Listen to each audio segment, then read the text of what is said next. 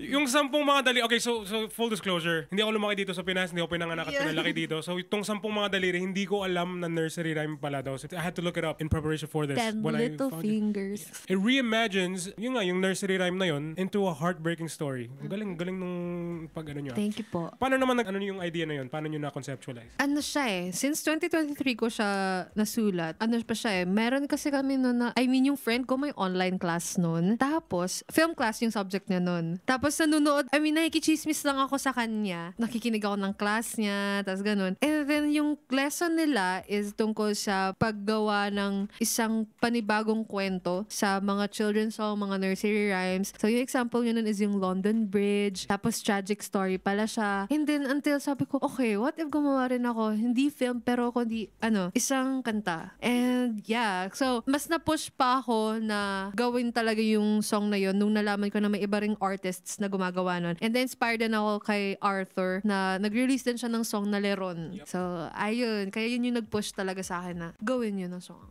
Hey, thanks for watching! For more exclusive videos and artist interviews, you can check out our videos by clicking here.